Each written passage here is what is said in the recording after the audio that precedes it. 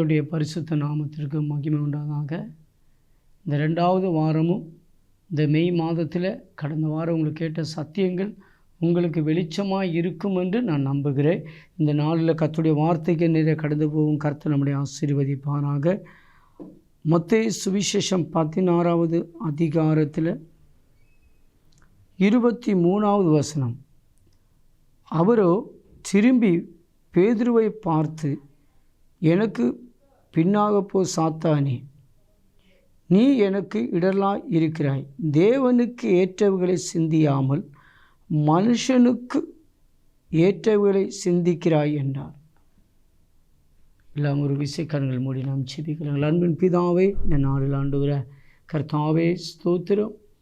இந்த வார்த்தை மூலம் எங்களை நீர் ஆசீர்வதிக்க போகிறதுக்காக ஸ்தோத்திரம். எல்லா தடைகளையும் மாற்றினதுக்காக நன்றி.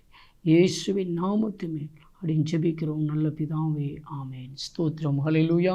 இங்கே நம்ம பார்க்குறோம், பேதுருவை பார்த்து இயேசு சொல்கிறார், அப்பாலே போ சாத்தானே, ஸ்தோத்திர, நீ எனக்கு இடரலாய் இருக்கிறாய். தேவனுக்கு ஏற்றவைகளை சிந்தியாமல் மனுஷனுக்கு ஏற்றவைகளை சிந்திக்கிறாய். ஸ்தோத்திரம்.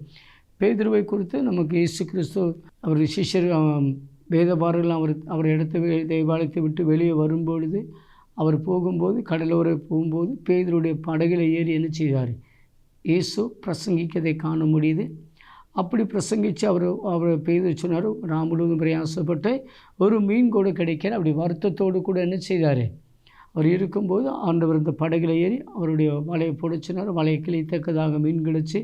அப்போ பேதுருவை பார்த்து ஆண்டவர் சொன்னார், நீ இங்கே வா, என் பின்னே நீ வா, நான் உன்னை நினைச்சுவேன் மனுஷர்களை பிடிக்கலாம் ஆக்குவேன். பிரைஸ் தி லார்ட், ஹல்லேலூயா. அப்போ ஒரு வாக்கு கொடுக்கிறார், நீ என் பின்னே நீ வா, உனக்கு நான் என்ன செய்தேன்? முன்னே நான் மனுஷர்களை பிடிக்கலாம் ஆக்குவேன். இதுதான் ஆண்டவர் பேதுருக்கு கொடுத்த ஒரு வாக்குத்தத்தம்.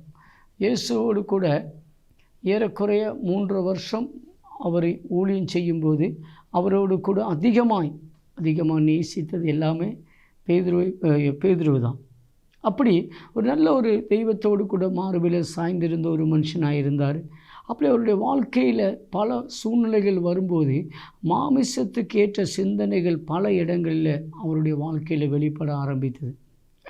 அப்போது கடைசி அவருடைய மரணத்துக்கு முன்பதாக இருக்கும் பொழுது கூட அவர் ஆண்டவர் தனிமை குறித்து உமக்கு நேரிடக்கூடாது. அதுக்கு முன்பதாக பார்த்தீங்கன்னா, நீ யார் என்று சொல்லும்போது ஜீவனுள்ள குமார் என்று சொல்லும்போது ஆண்டு சொல்லுதான், நான் இந்த களிமை என்ன செய்வேன்? உனக்கு மாமிசமும் வெளிப்படுத்தலை, உனக்கு இரத்தமும் வெளிப்படுத்தலை, கர்த்தரை உனக்கு வெளிப்படுத்தினார் என்று இயேசு சொல்லுகிறார். அப்படி பேதுருடைய வாழ்க்கையில் சில இடங்கள் ஆவியில் சிந்திக்கிற மனுஷனை வெளிப்படுத்தினதை பார்க்கிறோம். 2வது பார்க்கும்போது அவர் மாமிசத்திலே சிந்திக்கிறவராக இருக்கிறார். நம்ம கடந்த வாரம் பார்த்தது ஸ்தோத்திரம், மாமிசத்துக்குள்ள இருக்கிறத பழைய சிந்தனையை குறித்து நம்ம பார்த்தோம். ஆனால் அதே தான் இந்த வாரத்திலையும் கூட நமக்கு லைஃப்பில் நம்முடைய சிந்தனை மண்டலம் இன்றைக்கி நம்ம பார்க்குது. நம்முடைய சிந்தனை மண்டலத்தில் புத்தி மண்டலம், சிந்தனை மண்டலத்தில், இந்த சிந்தனை மண்டலத்தில் தான் ஏதேன் தோட்டத்தில் ஆதாமும் ஏவாளையும் சிந்திக்க வச்சது எது? இந்த சிந்தனை மண்டலத்தில் தான். அப்போ சாத்தானுக்கு தெரியும், இந்த சிந்தனை மண்டலத்தில் ஒரு வித்து போட்டால் போதும். ஆதாமுடைய பகல் குளிர்ச்சியான வேலையை நல்லா ஆராதிச்சு இருக்கும்போது அந்த சிந்தனையில் தெய்வத்தை குறித்து இருந்துச்சு. அப்போ அது கழிஞ்ச ராத்திரி தூங்கிட்டு இருக்கும்போது என்ன செய்ய, சாத்தான் நல்ல ஒரு சிந்தனையை கொடுக்குறான், நீ இந்த பழத்தை தின்னா தெய்வத்தை போல மாறிடலாம். அப்போ அந்த சிந்தனையில் தான் இன்றைக்கி அநேக விசுவாசிகள் எல்லாம் எங்கே விழுந்து போகிறாங்க. ஒரு தெய்வத்தை தேடுறதுக்கு ஒரு தடையாக இருக்குது எங்கன்னு சொன்னால் அந்த சிந்தனை தான். இன்றைக்கி ஒரு தெய்வத்தை தேடாமல் இருக்கிறது கூட அந்த சிந்தனை தான். இப்போ நம்ம இந்த இயேசுவை தேடிட்டோம்னா நமக்கு என்ன உண்டாகும்? நம்மளை குடும்பம் ஃபுல்லாக எங்கே போக முடியும்? நம்மளை எல்லாம் தள்ளி ஒதுக்கி வச்சுருவாங்க. இயேசுவை தேடினோம்னு சொன்னால் நம்ம எல்லோரும் நம்மளை வெறுப்பாங்க. இயேசுவை தேடினோம்னா இப்போ இதில் ஒரு பயங்கரமான கண்டிஷமான வாழ்க்கை. இதில் போயிட்டோம்னா நம்ம வேறு எந்த இடத்துக்கும் போக முடியாது. இப்படி பல ரீதியில் ஒரு ஜீவனுள்ள தெய்வத்தை தேட விடாதபடிக்கு சாத்தான் என்ன செய்கிறான்? பல ரீதியில் ஒவ்வொரு மனுஷனுக்கு ஏற்றபடி அவங்களுடைய சூழ்நிலைக்கு தக்கதாக சாத்தான் என்ன செய்தான்? சிந்தனை மண்டலத்தில் சில வித்துகளை விதைச்சிருக்கிறான். அதுதான் நான் உங்கள்கிட்ட சொன்ன ஒரு வித்து இயேசு போச்சுது. இன்னும் கொஞ்சம் வித்து வழியோரமாக இருக்கிற வித்து, கொஞ்சம் பாறை மேலே விழுந்த வித்து, கொஞ்சம் முள் மேலே விழுந்த வித்து, கொஞ்சம் நல்ல நிலத்தை வித்து விழுந்த இடம் என்னன்னா, வித்து குழப்பம் இல்லை, வித்து விழுந்த இடம் சரியில்லை. ஸ்தோத்திரம். பாறை மேலே விழுந்தது வித்துக்கு குழப்பம் இல்லை, வித்து நல்லா கிழித்து தான் வந்துச்சு. ஆனால் பாறையில் வேறு போகலை. அப்போ பாறை குழப்பா வித்து குழப்பம்? வித்துக்கு குழப்பம் இல்லை. ஸ்தோத்திரம். விழுந்த இடம் தான் சரியில்லை. நமக்கு இன்றைக்கு ஆண்டவருடைய கிருபையினால் ஒரு சிந்தனையில் ஒரு தெய்வீகமாக இங்கே பேச சொன்னால், நீ மாமிசத்துக்கு ஏற்றபடி நீ சிந்திக்கிற, நீ தெய்வத்துக்கு ஏற்றபடி சிந்திக்க மாட்டோம். பல நேரங்களில் ஒரு என்னதான் ரட்சிக்கப்படுறதுக்கும் ஒரு தெய்வத்தை தேடி ஒரு சிலவங்களாம் நல்ல வருவாங்க, நல்ல தெய்வத்தை தேடி வருவாங்க. ஆனால் அவங்களுக்கு சில நெருக்கங்களும் பிரச்சனைகளும் வந்த உடனே அவங்க ரிலேஷன் பந்தங்கள் எல்லாம் என்ன சொல்லுவாங்க? ஏதாவது ஒரு வார்த்தை சொல்கிறோன்னே அவங்களுக்கு ஒரு பயம் உண்டாயிடும். அவங்க சிந்தித்த உடனே ஏதாவது நடக்குது, சில காரியங்கள் அவங்களுக்கு விதைச்சத உடனே அது நடந்த உடனே ஐயோடா இது நமக்கு ஒத்து வரான்னு சொல்லி விலகிடுவாங்க. சிலவங்க நல்ல ஜெபம் பண்ணி தெய்வத்தை ஆராதிப்பாங்க. ஆனால் அவங்களுக்கு சிலதெல்லாம் அவங்களுக்கு குடும்பத்தில் வரும்போதெல்லாம் அவங்க சிந்தனை எப்படி இருக்கும்? ஒரு மாற்றமான ஒரு சிந்தனையாக இருக்கும். சரி, நம்ம போயிருக்க மாட்டோம், ஜெபத்தை தேடி இருக்கக்கூடாது. இப்படி சிந்தனை ஒன்று நெருக்கங்களில் கூட நம்முடைய சிந்தனையை பிசாசி என்ன செய்தான்? வஞ்சிக்கிறான். இப்போ இயேசு ஒருபோதும் பேதுருவை சாத்தான் என்று சாத்தான் கிடையாது, அவன் சிந்திக்கிற சிந்தனையை தான் அப்பால சாத்தான் என்று சொல்லுகிறான். அப்போ இன்றைக்கு பல நேரங்களில் நாம் தெய்வத்தால் தெரிந்து கொள்ளப்பட்ட பிள்ளைகள், நாம் தெய்வத்தால் ஆராதிக்க தெரிந்து கொள்ளப்பட்ட பிள்ளைகள் நம்முடைய வாழ்க்கையில் ஒருபோதும் நம்முடைய விஷயங்களுக்கு முன்பதாய் என்ன செய்யக்கூடாது? மாமிசத்துக்கு ஏற்ற சிந்திக்கிறத நம்ம இன்றைக்கு மனம் திரும்பணும். அப்போ பைபிள் என்ன சொல்லுதுன்னா, மனம் திரும்புதல் தேவன் கொடுத்திருக்கிற கட்டளையாக இருக்கிறதுனால நமக்கு இன்றைக்கு ஒரு எல்லோரும் மனம் திரும்ப வேண்டும், தேவனுடைய கட்டளை. அப்போ தேவனுடைய கட்டளை என்னன்னா, மனம் திரும்பி இருக்கணும். எங்கே மனம் திரும்பணும்? ஸ்தோத்திரம். நம்முடைய சிந்தனை மண்டலத்தில் மனம் திரும்பணும். நம்முடைய வாழ்க்கையில் வரக்கூடிய நெருக்கங்கள், நம்முடைய தோல்விகள், நஷ்டங்கள் எல்லாம் வந்தாலும் நம்ம என்ன செய்யணும்? ஆவியில் என்ன செய்யணும்? நம்ம சிந்திக்கிறவங்களாக இருக்கணும். நம்ம தெய்வத்துக்கு ஏற்றபடி நம்ம சிந்திக்கணும். நம்ம மாமிசத்துக்கு ஏற்ற சிந்திக்கக்கூடாது, தெய்வத்துக்கு ஏற்றபடி சிந்திக்கணும். ஸ்தோத்திரம். மார்த்தாலும் மரியாளும் இயேசுவிடத்தில் சொல்லும்போது என்ன சொல்கிறாங்க? குருவை, இது நீ இருந்திருந்தால் நடந்திருக்காது. ஸ்தோத்திரம். ஆனால் இயேசு சொன்னார், நான் இந்த இடத்துல வந்திருந்தோம்னா ஒரு மகிமை வெளிப்பட்டிருக்காது. இயேசு அப்போ அங்கே இருந்த மகிமை வேணாம். அந்த காலகட்டத்தில் அந்த பெத்லகேமில் ஒரு குடும்பங்கள் மட்டும்தான் தெய்வத்தை தேடி இருக்கு. அப்போ அந்த இடத்துல இயேசு இருந்திருப்பான்னா அவ்வளோ ஒரு மகிமை வெளிப்பட்டிருக்காது. அப்போ அவர் தூரம் போகணும், அப்போ லாசரு மரிக்கணும், 4 நாள் கழிஞ்சு இயேசு வரணும், அப்போ அங்கே ஒரு மகிமை வெளிப்படணும். இது தெய்வத்துக்கு ஏற்ற சிந்தனை, தெய்வம் போட்ட திட்டம். ஆனால் இந்த திட்டத்தை சிஷ்யர்களும் மாமிசத்துக்கேற்ற சிந்திக்கிறாங்க, மார்த்தாலும் மரியாளும் சிந்திக்கிறாங்க. யூதர்கள் என்ன சொல்கிறாங்க? நீங்கள் இந்த தெய்வத்தை தேடினது நிமித்தம் நாங்கள் அன்னைக்கு சொன்ன இந்த ஒரு மரணத்துக்கு கூட என்ன செய்யலை, வரல. அப்போது அங்கேருந்து ஒரு சிந்தனை. ஏன்னா ஒரு யூதர்களெல்லாம் ஏன்னா இவங்க ஒரு குடும்பம் மட்டும்தான் அந்த பெத்தனியாவில் இருக்காங்க. அப்போ நம்ம புரிந்து கொள்ள வேண்டிய காரியம், அப்போ ஒரு குடும்பமாக இருந்து இவங்களுக்கு ஒன்று தன்னுடைய சகோதரன் மரித்து போகும்போது கல்லறைக்கு அடக்கத்துக்கு இயேசு வரல. 2வது தங்கி இருந்த ஊழியஞ்செய்த வீட்டில் அப்போ மார்த்தாலும் மரியாளுக்கும் அவங்க பயங்கரமான நெருக்கங்கள், பலவிதமான காயப்படுகிற வார்த்தைகள் வந்திருக்கும். இதெல்லாம் இயேசு 4 நாள் கழிஞ்சு போகும்போது, குருவை நீர் இருந்திருப்பேனா? இயேசு, நான் இந்த பெத்தனியா பட்டணத்துக்குள்ளே வரணும்னா நான் முதலாவது போய் லாசரை எழுப்பிட்டு நான் வரேன்.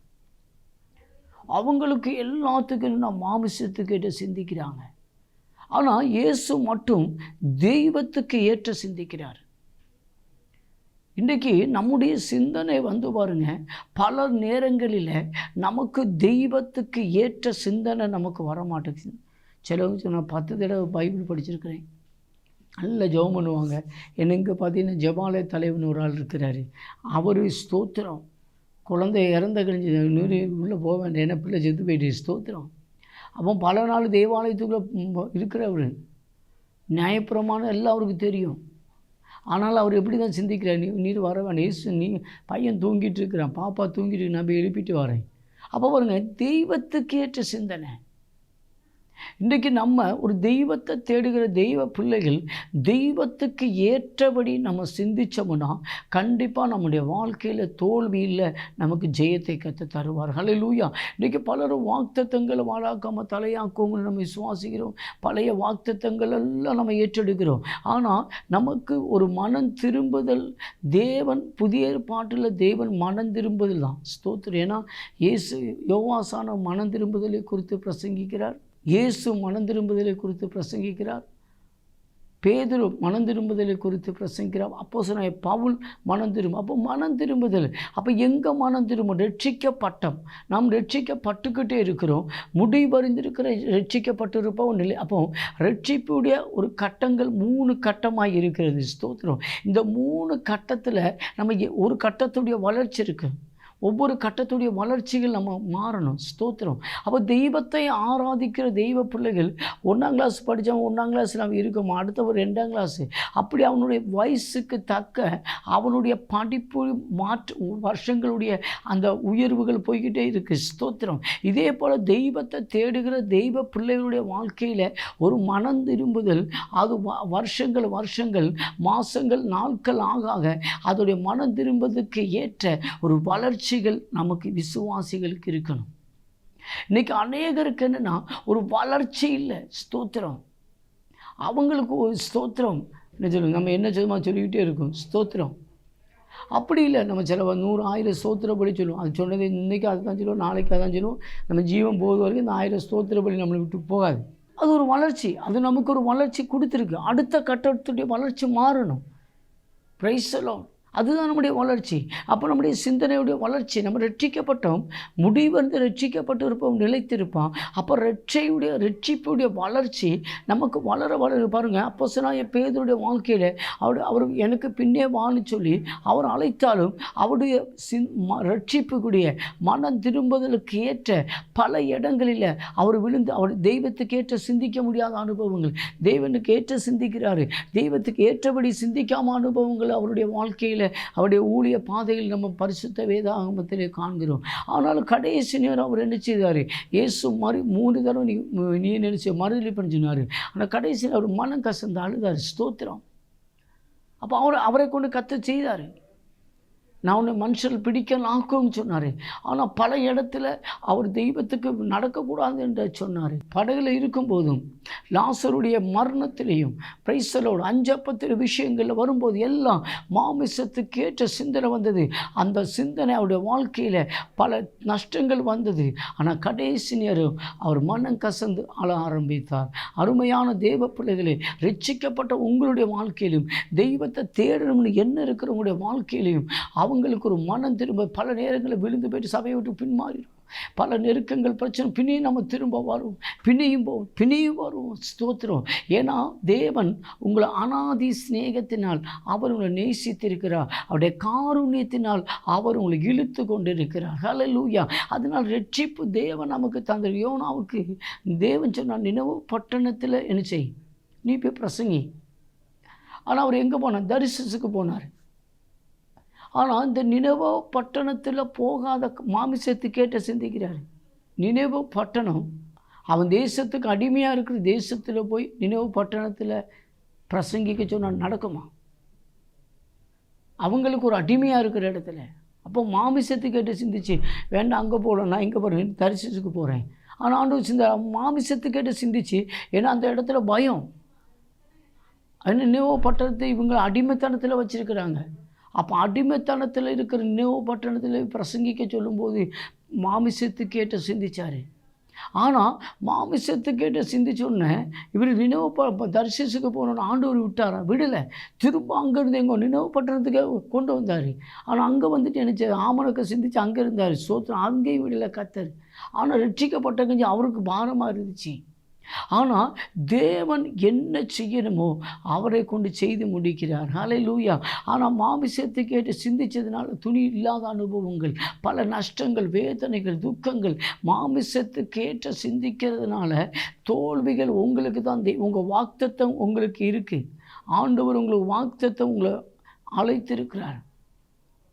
அப்போ உங்கள் மாமிசத்துக்கேற்ற சிந்தனைகள் தான் இன்றைக்கு பல நேரங்களில் நம்முடைய வாக்குத்தத்தங்களுக்கு தடையாக இருக்குது. பாருங்கள், அந்த டைமில் போயிருந்தாருன்னா அவருடைய துணிக்கு ஒரு துணியோட படகு கப்பலில் போகும்போது எல்லாம் தூக்கி தூர போட்டாங்க. அவருக்கு துணி இல்லை. அவர் எல்லாம் நஷ்டப்பட்டு போச்சு. மாமிசத்துக்கேற்ற சிந்திக்கும் போது நமக்கு பலது என்ன உண்டாகும், நஷ்டங்கள் உண்டாகும். ஆனால் இங்கே என்ன செய்தார்? நீங்கள் தேவனுக்கேற்ற சிந்திக்காதபடி பேதுரு, நீ மாமிசத்துக்கேற்றபடி சிந்திக்கிற. அப்போ பேதுருவை போல் இன்றைக்கி அப்போ நான் நினச்சேன், பேதுருவை இயேசுவோட கூட இருந்து 5 அப்பத்தை 5000 பார்த்தவர். அவர் படகுலிருந்து ஒரு முழுவதும் பிரயாசப்பட்டு என்ன செய்தார்? அப்படி இருந்த ஒரு தேவ மனுஷன் அவருடைய வாழ்க்கையில் வலையை கிழித்தக்கதாக மீன் கிடச்சி அப்படி இயேசுவோடு கூட இருந்த அவருக்கே மாமிசத்துக்கு ஏற்ற சிந்தனைகள் வெளிப்பட்டுச்சுன்னு சொன்னால், இயேசுவின் நாமத்தில் இன்றைக்கி விசுவாசத்தினால் நீங்களும் நானும் ரட்சிக்கப்பட்டிருக்கிறோம். அப்போ விசுவாசத்தில் ரட்சிக்கப்பட்ட உங்கள் வாழ்க்கையில் பல நேரங்களில் நமக்கு என்ன உண்டாகும்? மாமிசத்துக்கேற்ற சிந்தனை மண்டலத்தில் வெளிப்படும். மாமிசத்துக்கேற்ற சிந்தனை மண்டலத்தில் பலதும் மாமிசம்தான் வெளிப்படும். ஸ்தோத்திரம். அது பல நேரங்களில் ஸ்தோத்திரம். எனக்கு தெரிஞ்ச ஒரு வீட்டை பார்த்து அவங்க எப்போ பார்த்தாலும் அவிசுவாசமான வார்த்தையை தான் பேசுவாங்க. ஆனால் நல்லா ஜெபம் பண்ணுவாங்க. அவங்களுக்கு சிந்திக்கிறதெல்லாம் மாமிசத்துக்கேற்ற எந்த ஒரு விஷயம்னாலும் அவங்க மாமிசத்துக்கேற்ற சிந்திக்கிறாங்க.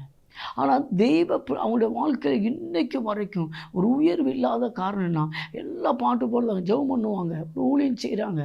ஆனால் சிந்திக்கிறதெல்லாம் மாமிசத்துக்கேட்டு சிந்திக்கிறாங்க. பல நேரங்களில் நம்ம நினைக்கிற ஒரு அப்பால போ சாத்தானே சொல்லுதாரு. ஆனால் இவர் சிந்திக்கிற தேவனுக்கேற்றபடி சிந்தி. எத்தனை பேர் இன்றைக்கு ஒரு தீர்மானிக்கிறீங்க, எனக்கு ஒரு மனம் திரும்புதல் வேணும், நான் தெய்வனுக்கு ஏற்றபடி நான் சிந்திக்கணும், ஏன்னா என்னைய கர்த்தர் தெரிந்தெடுத்திருக்கிறார், அதனால நான் தெய்வத்துக்கு ஏற்றபடி சிந்திப்பேன். என் சிந்தனை மண்டலத்தில் நான் பிசாசுக்கு இடம் கொடுக்க மாட்டேன். சிந்தனை மண்டலத்தை யாருக்குனாலும் அனனியா சபரியால் என்ன செய்தாங்க? நல்ல ஒரு குடும்பத்தோடு கூட நல்லா இருந்தாங்க. ஆனால் மாமிசத்துக்கேட்ட சிந்திச்சு அப்போஸ்தலனாகிய விற்கிறதுக்கு முன்னாடி உன் கையில் தான் இருந்துச்சு, வித்தை கழிஞ்சு உனக்கிட்ட தான் இருந்துச்சு. ஒன்று எப்படி சாத்தா வஞ்சித்தான்? அப்போ சாத்தா வஞ்சித்தது எங்கே? சிந்தனை மண்டலத்தில். ஏதேன் தோட்டத்தில் சிந்திச்சு எங்கே சிந்தனையை கொடுத்தான்? சிந்தனை மண்டலத்தில். Praise the lord. ஹல்லேலூயா. இயேசு கிறிஸ்து சிந்திக்க வச்சது வனாந்தரத்தில் எங்கே? சிந்தனை மண்டலத்தில். இயேசு சொன்னார், அப்பால இப்போ சாத்தான் என்று சொல்லுகிறான். இப்போ பேதுருடைய வாழ்க்கையில் எங்கே சிந்தனை? மாமிசத்துக்கேட்டு சிந்திக்கும் போது இயேசுங்கிற அப்பால போ சாத்தான் என்று சொல்லுகிறான். அப்போ நம்முடைய இது உமக்கு நடக்கக்கூடாது சொன்ன தப்பு கிடையாது. ஆனால் அது மாமிசத்துக்கு பிதாவுக்கு ஏற்றபடி சிந்தி. நான் மறிக்கணும், மறுபடியும் உயர்த்தெழுதணும், நான் பாவங்களுக்கு ரட்சிக்க கொடுக்கணும். அது நீ நடக்கக்கூடாதுன்னு சொல்லக்கூடாது. தெய்வத்துக்கு ஏற்ற சிந்திக்கணும். பாருங்கள், சீமோனுங்கிற ஒரு மனுஷன் என்ன செய்தான்? அவன் மாய வித்தக்காராம், தேவனுக்கு கேட்டு சிந்திக்காதவரை மாமிசத்தை கேட்டு சிந்திச்சு என்ன செய்தான்? ஞானஸ்தானம் எடுத்தான். அப்போஸ்தலனாகிய பவுல் சொல்லுகிறாரு, என்னை விட்டு எல்லாரும் போயிட்டாங்க. அப்போ மாமிசத்தை கேட்டு சிந்திக்கிறவங்க கர்த்தருக்குள்ளே வளர முடியாது. மாமிசத்தை கேட்டு சிந்திக்கிறவங்க கர்த்தருக்குள்ளே கனி கொடுக்க முடியாது. மாமிசத்தை கேட்டு சிந்திக்கிறவங்களுக்கு அவருடைய வாக்குத்தத்தங்களை சுதந்திரித்து கொள்ள முடியாது.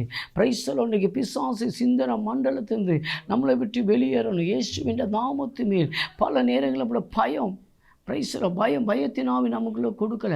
கர்த்தர் நமக்கு ஒரு பலத்தினாவியை கொடுத்திருக்கிறார். அருமையான தேவ பிள்ளைகளே, பல நேரங்களில் பயம் நம்மளுக்கு மாமிசத்துக்கு ஏற்ற சிந்தனை கொடுக்கும்போது அப்போ சாத்தான் என்று அறிக்கை பண்ணணும். இயேசுவின் நாமத்து மேல் ஒரு மனம் திரும்புதல் உங்களுக்கு உண்டாகுச்சுன்னா கர்த்தர் உங்களை வாழாக்காம ஒரு தலையாக்குவார், அவர் கீழாக்காம மேலாக்குவார். இயேசுவின் நாமத்து மேல். சிலப்போ நம்முடைய பிள்ளைகளை பாடி, சிலப்போ மதுபானத்தில் இருக்கும்.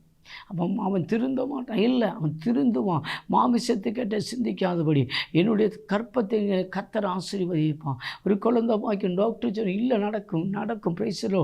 கற்பத்தை நீ கர்த்தர் தந்திருக்கிற சுதந்திரம்.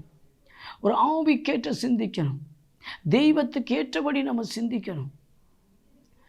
மாறாது, ஸ்தோத்திரம். மதுவானம் மாறாது, இவன் பாவ வழி மாறாது, இவர் ஒரு நடக்காது. இப்படி பல நேரங்களில் பிசாசி நமக்குள்ளே வந்து என்ன செய்தான், மாமிசத்துக்கு ஏற்ற சிந்திக்க விட்டுட்டு அந்த சிந்திச்சு விஷயம் இல்லை, தேவனுக்கு ஏற்றபடி சிந்திக்கணும். இன்றைக்கு ஒரு தீர்மானம் எடுங்க, இனி உள்ள காலங்களில் நான் தெய்வத்துக்கு ஏற்றபடி சிந்திப்பேன். ஒரு மனம் திரும்பிட்டோம்னா நம்ம வந்து ஸ்தோத்திரம். யோனாவுக்கு தெரிஞ்சிச்சு இது எங்கே நடந்துச்சு சம்பவம். எல்லாத்தையும் நாங்கள்லாம் இவ்வளோ இல்லை, எனக்கு தெரியும், நான் நினைவு பட்டணத்துக்கு போகலை, அதனால நான் தரிசனத்துக்கு போனேன், அவங்களுக்கு யாருக்கும் தெரியல இந்த சிட்டை எங்கேருந்து வந்துச்சுன்னு. பிரியமான தேவ பிள்ளைகளை, சில நேரங்களில் நம்முடைய குடும்பத்தில் நம்முடைய தனிப்பட்ட வாழ்க்கையில் நஷ்டங்கள் தோல்விகள் வரும்போது நமக்கு தெரியும் நம்ம மாமிசத்துக்கேற்ற சிந்தித்தோம். நம்முடைய பிரச்சனைகள் மத்தியில் நம்ம மாமிசத்துக்கேற்ற சிந்தித்தோம். நம்முடைய போராட்டத்தில் மாமிசத்துக்கேற்ற சிந்தித்தோம். அப்போஸ்தலனாகிய பவுல் சொல்லுகிறார், நான் நல்ல போராட்டத்தை போராடினேன், என் விசுவாசத்தை காத்துக்கொண்டேன், என் ஓட்டத்தை நான் முடித்தேன். இயேசுவின் நாமத்து மேல் அவருடைய வாழ்க்கையில் பல போராட்டங்கள் வந்தாலும் அவர் எந்த இடத்துலையும் அவர் மாமிசத்துக்கேற்று சிந்திக்காதனால அவருடைய விசுவாசத்தை காத்துக்கொண்டார். அல்லேலூயா. விசுவாசி பிணைக்கப்படான்னு சொல்லும்போது இன்றைக்கு பரிசுத்தாத்மாவை நம்முடைய இருதயத்தில் வாசம் பண்ணும்போது நம்முடைய சிந்தனை மண்டலத்தில் தெய்வத்துக்கு விரோதமான சிந்தனை சிந்திக்கும் பொழுது ஒருபோது இந்த சரீரம் தெய்வ மகிமை வெளிப்படாது, இந்த சரீரத்து மேலே தெய்வ பிரசனம் வெளிப்படாது, இந்த சரீரம் தெய்வ சித்தத்தை செய்ய முடியாது. ஏன்னா இந்த சரீரத்துக்கு பிரைஸலோட நம்முடைய சிந்தனை மண்டலம் தெய்வத்துக்காக கீழ்ப்படுகிறதா இருக்கும், தெய்வத்துக்கு அர்ப்பணிக்கப்பட்டிருக்கணும். இயேசுவின் நாமத்தின் மேல் அநேகருடைய வாழ்க்கையில் ஸ்தோத்திரம் அந்த சிந்திக்கிற சிந்தனைக்கு பரிசுத்தாத்மா உதவி செய்யணும். அது தவறு. நான் மாமிசத்துக்கேட்ட சிந்திக்கிறதில்ல. ஏதேன் தோட்டத்தில் நஷ்டம் அடைஞ்சு போச்சு, ஸ்தோத்திரம். ஆண்டவச்சு நான் விலை உயர்ந்த பொருளை எடுத்துகிட்டு வராதுன்னு அப்போஸ்தலன் பழைய ஏற்பாட்டில் சவுலுக்கு சொல்லுகிறாரு. அவர் என்ன செய்தார், மாமிசத்துக்கேட்ட சிந்திச்சார், விலை இந்த பொருளை தூக்கிட்டு வந்தார். ஆனால் அவர் மாமிசத்துக்கேட்ட சிந்திக்கும் போது ஒரு சர்வ வல்லமை ராஜாவுடைய அபிஷேகம் நம்மளை விட்டு போகும்னு அவர் ஒரு நொடி சிந்திக்கலை. ஸ்தோத்திரம். பிரியமான தெய்வ பிள்ளை, உங்களை கொண்டு கர்த்தர் என்ன செய்யணும் அவருக்கு தெரியும், அவர் உங்களை எப்படி உயர்த்தணும்னு தெரியும். ஏன்னா அவருடைய கரத்தில் உங்களை வைத்திருக்கிறார். ஸ்தோத்திரம். அவர் உங்களை உயர்த்ததுக்கும் அவர் உங்களை ஆசீர்வதிக்கிறதும் உங்கள் தலைமுறைகளை மானிப்பதற்கும் உங்கள் தலைமுறைகளை நல்ல ஸ்டாண்டர்டாக நிற்பதற்கும் அவருக்கு தெரியும். ஸ்தோத்திரம். நம்ம என்ன செய்யணும், அவருடைய சமூகத்தில் ஆபிரகாம் நினைச்சார், கர்த்தர் பார்த்து கொள்வார் என்று சொன்னார். Praise the lord. ஹல்லேலூயா.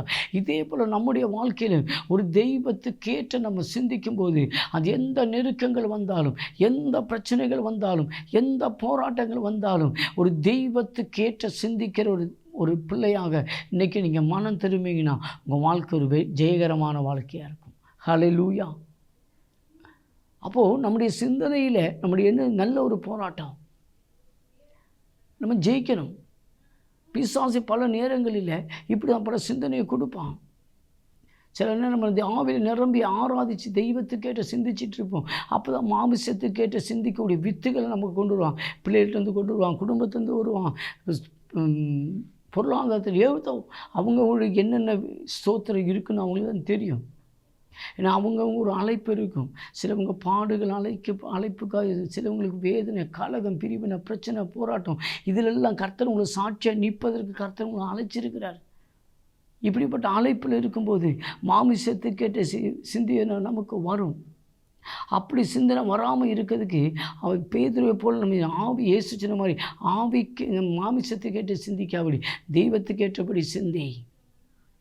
இப்போ இன்றைக்கு நம்முடைய சிந்தனையில் எப்படி சிந்திக்கிறோம்? பல வருஷங்களாக தெய்வத்தை ஆராதிக்கிறோம், பல வருஷமாக தெய்வத்தை நம்ம துதிக்கிறோம், பல வருஷமாக தெய்வத்தோடு கூட நம்ம ஐக்கியப்பட்டுக்கிட்டு இருக்கிறோம். அப்போ பாருங்கள், நம்ம என்னைக்காவது நான் மாமிசத்துக்கு ஏற்றபடி தான் சிந்திக்கிறேனா, இல்லை நான் தெய்வத்துக்கு ஏற்றபடி சிந்திக்கிறேனா? ரெண்டும் உங்கள் கையில் தான் இருக்கு. இல்லை நான் தெய்வத்துக்கு ஏற்றபடி சிந்திக்கிறேன், என்னுடைய எல்லா விஷயங்களும் என் கர்த்தரை அறியாமல் எனக்கு ஒன்று நடக்கலை. ஸ்தோத்திரம். கேரளாவில் ஸ்தோத்திரம். ஒரு தெய்வ மனுஷன் பைக்கில் தன்னுடைய பிள்ளை 3 பேர் போகும்போது லாரி இடித்து அவங்க ஸ்தோத்திரம் மனைவி பிள்ளையும் செத்தது அவருக்கு தெரியலை.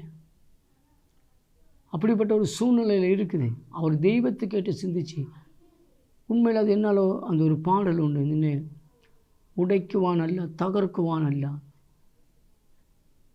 நின்னை பொன்னாயிட்டு பணுதெடுக்குவான். ஸ்தோத்திரம். அவர் எழுதும்போது உன்னை உடைப்பதற்கும் நின்னை அழிப்பதற்கும் அல்ல, உன்னை பொன்னாக விளங்குவதற்கு கர்த்தர் உனக்கு இந்த சோதனையை கொடுத்திருக்கிறான். இச்சோதனையா இப்போ அவர் சொன்ன இந்த பாடல் சோதனையும் வேதனையும் ஹல்லேலூயா. நம்ம ஒரு தீர்மானம். அவர் ஊழியக்காரர் அவ்வளோ சூழ்நிலையில் தன்னுடைய சின்ன வயசு தன்னுடைய பிள்ளை இறந்து போன சூழ்நிலையில் மத்தியில் அவர் இந்த பாடல் எழுதினார். அந்த தேவ மனுஷன் தெய்வத்துக்கு ஏற்றபடி சிந்திச்சார். உண்மையில் நம்ம அப்படி பண்ண முடியாது. ஆனால் அவர் எழுதும்போது அந்த பாடல் எழுதும்போது எனக்கு அந்த பாடலை பாடும்போது எங்களுக்கு ஒரு சந்தோஷமாக இருக்கும். அவருடைய வாழ்க்கை நஷ்டப்பட்ட அனுபவத்தில் மனைவி நஷ்டப்பட்டு பிள்ளை நஷ்டப்பட்டு போன சூழ்நிலைகள் மத்தியில் அவர் தெய்வத்துக்கேற்ற சிந்திச்சார்னா இந்த ராத்திரி வேளையில் தெய்வ பிள்ளையை இந்த டிவிக்கு முன்பதாக அமர்ந்திருந்து தேவ சத்தத்தை கேட்குற தேவ பிள்ளையை நீ தெய்வத்துக்கு ஏற்றபடி சிந்திச்சா, ஓ பிரைஸ் தி லார்ட், ஹல்லேலூயா. கர்த்தர் ஒருபோதும் உங்களை கைவிட மாட்டார். தேவன் உங்களை விட்டு விலக மாட்டார். பிரைஸ் தி லார்ட், ஹல்லேலூயா. எவ்வளோ பெரிய விஷயங்கள் வந்தாலும் எவ்வளோ பெரிய நெருக்கங்கள் வந்தாலும் நான் மாமிசத்துக்கேற்ற அப்படி கடந்த நாட்களில் ஸ்தோத்திரம் அனனியா சபரியாவில் வஞ்சித்தது போல, யூதாசை வஞ்சித்தது போல பிரைஸ் தி லார்ட், ஹல்லேலூயா. மாமிசத்துக்கேற்ற சிந்திக்க வச்சு பிரைஸ் தி லார்ட் தெய்வத்துடைய வாக்குத்தத்தங்களை அக்கறைக்கு போகிற வாக்குத்தத்தமான பரலோகத்துக்கு போகிற வாக்குத்தத்தை சுந்தரித்து கொள்ள விடாதபடி வஞ்சிக்கிற சர்ப்பத்தின் ஆவியை இயேசுவின் நாமத்தினால் இப்போது வெளியே போ என்று கட்டளையிடுகிறேன். எந்த பிரச்சனைகள் வந்தாலும் எந்த நெருக்கங்கள் வந்தாலும் இன்னைக்கு ஒரு தீர்மானம் எடுக்கு. தேவன் என்னை பொன்னாக விளங்கும்படியா இயேசுவின் நாமத்தின் மேல் கர்த்தரை நீ உயர்த்தும்படியா. ஹல்லேலூயா. எனக்கு கர்த்தர் நடப்பது எல்லாம் நன்மைக்காய் மாற்றுகிற தெய்வம் இயேசுவின் நாமத்தின் மேல் மாமிசத்துக்கேற்ற சிந்திக்க விடாதபடியப்பா ஒரு தெய்வத்துக்கேற்ற சிந்திக்கிற ஒரு அபிஷேகம் ஆண்டவரே. இந்த நாள் பிள்ளைகளுக்கு வெளிப்படும்படிக்காக நாங்கள் செபிக்கிறோம். எல்லாம் ஒப்பு கொடுங்க இயேசுவின் நாமத்தின் மேல். ஹல்லேலூயா, ஹல்லேலூயா. மாமிசத்தை கேட்டு சிந்திச்சது போதும். குடும்பத்தை குறித்து மாமிசத்தில் சிந்தித்தது போதும். பிள்ளைகளை குறித்து சிந்தித்தது போதும். கட்டபாரத்தை குறித்து சிந்தித்தது போதும். நம்ம சிந்தித்து தெய்வத்துக்கேட்ட சிந்திக்காதபடி மாமிசத்துக்கேட்ட சிந்தித்து நம்ம கர்த்தரை விட்டு விலகி போகிறது தான் கடைசி நம்முடைய வாழ்க்கையில் தோல் நஷ்டங்கள் இருக்கிற நஷ்டங்களே காட்டிலும் ஒரு ஆவி போயிட்டு 7 ஆவியை கொண்டு வர்றது போல பிரைஸ் தி லார்ட், ஹல்லேலூயா. சின்ன விஷயத்தில் நம்ம மாமிசத்துக்கேட்ட சிந்தித்து அப்படியே சிந்தித்து பலதையும் மாமிசத்தை கேட்டு சிந்திச்சு நம் கர்த்தரை விட்டு பின்மாறுகிற ஒரு அனுபவத்தில் இருந்து கர்த்தர் இன்றைக்கு உங்களை விடுவிக்க அவர் வல்லவராய் இருக்கிறார். ஒப்பு கொடுங்க இயேசுவின் நாமத்தின் மேல். ஹல்லேலூயா. உமக்கு நன்றி ஆண்டவரே. கர்த்தரே உமக்கு நன்றி அப்பா. நான் சகலத்தில் உன்னை நான் புதிதாக்குவேன் என்று சொன்னீங்க ஆண்டவரே. கர்த்தாவை ஒரு புதிதாய் மாற்றுங்க ஆண்டவரே. நன்றியோடு உம்மை துதிக்கிறோம், நன்றியோடு உம்மை துதிக்கிறோம். ஒரு பேதுரு போல மாமிசத்தில் சிந்திச்சு இயேசுவோடு கூட கூட இருந்து 3 வருடம் கூட இருந்து பிரைஸ்ல பல நேரங்களில் பல சூழ்நிலைகள் மத்தியில் மாமிசத்தை கேட்டு சிந்திச்சா பல வருடமாக ரட்சிக்கப்பட்ட ரட்சையை காத்துக்கொள்ள விடாதபடி ரட்சிப்பில் நிலைத்திருக்க விடாதபடி பல நேரங்களில் மாமிசத்தை கேட்ட சிந்திச்சு தெய்வத்துக்கேட்ட சிந்திக்காதபடி தேவன் அனுமதிக்கிறது நமக்கு நடக்கும். பிரைஸ் தெய்வத்துக்கேட்ட சிந்திக்காத மாமிசத்துக்கேட்ட சிந்திக்க வச்சு வஞ்சிக்கிற சர்ப்பத்தின் ஆவியுடைய ஆத்தும பந்தத்தை துண்டிக்கிற மனம் திரும்புங்க. பிரைஸ் தி லார்ட், ஹல்லேலூயா. இதுவரைக்கும் குடும்பத்தில் மாமிசத்துக்கேட்ட சிந்திச்சதை இன்றைக்கு மாற்றி தெய்வத்துக்கேற்றபடி சிந்திங்க, தெய்வத்துக்கேற்றபடி சிந்திங்க. கர்த்தர் உங்களை ஆசீர்வதிப்பா. உங்களை கொண்டு கர்த்தர் பெரிய காரியங்களை செய்வா. தெய்வத்துக்கேட்ட சிந்திக்க முடியா. என்னை முழுமையாக அர்ப்பணிக்கிறேன் ஆண்டவரே. கர்த்தாவே இந்த தேவனுடைய வார்த்தையை கேட்டு அந்த வாழ்க்கை ஒரு வெளிச்சமாய் கர்த்தர் மாற்றின காய் ஸ்தோத்திரம், புதிதாக்குனது காய் ஸ்தோத்திரம். இயேசுவின் நாமத்தின் மேல் ஜெபிக்கிறோம் நல்ல பிதாவே.